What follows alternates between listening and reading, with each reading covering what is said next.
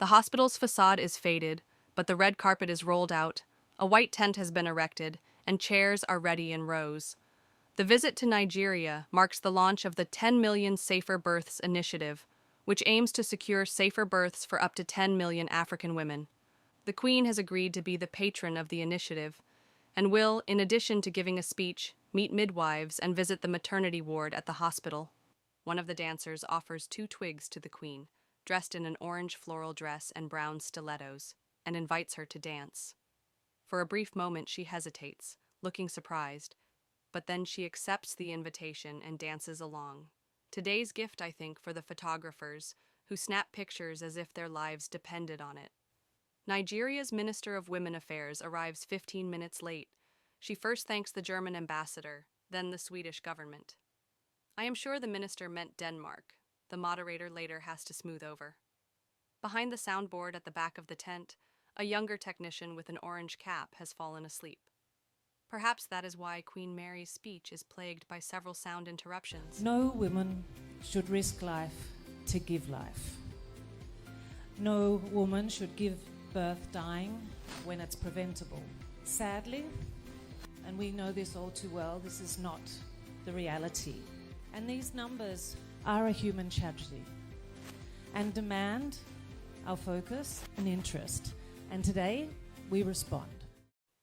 In the maternity ward, the only point on the hospital visit that has survived the delays, too many photographers have been let in. The women in the ward look a bit uneasy about the whole thing, but Queen Mary shows no sign of discomfort. She sits down by the first bed, where 22-year-old Joy lies with little Miracle, born 5 weeks prematurely, and named such because God helped with the birth.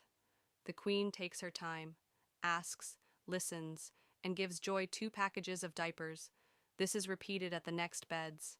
Another woman holds out her newborn, and Queen Mary takes the child in her arms.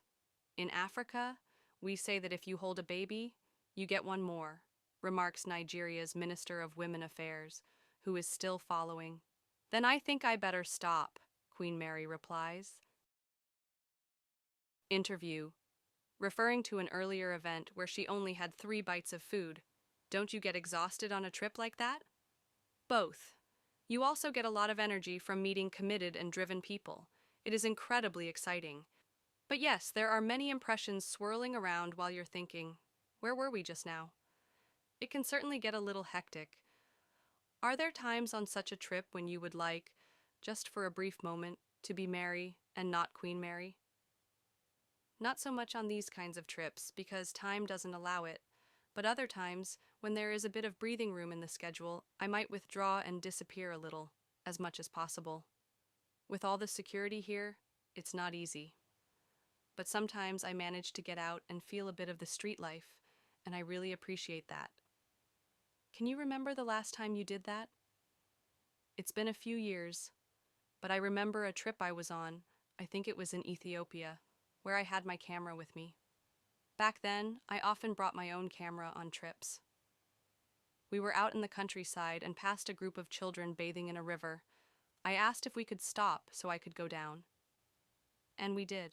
I took some pictures and got in touch with the children. It was such a nice, spontaneous experience. Is there a difference between Queen Mary and Mary without the title?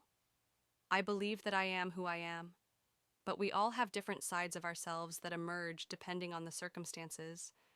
You can have a more polished version, just like when someone tidies up because they're expecting a distinguished visitor. And then there's the more relaxed version, but I am still the same. Final thought from the Queen. I will probably also tell my children about the meeting with Sunshine, she says. It's a powerful story. We live a very privileged existence in a very privileged country, so it is important that they also get that perspective.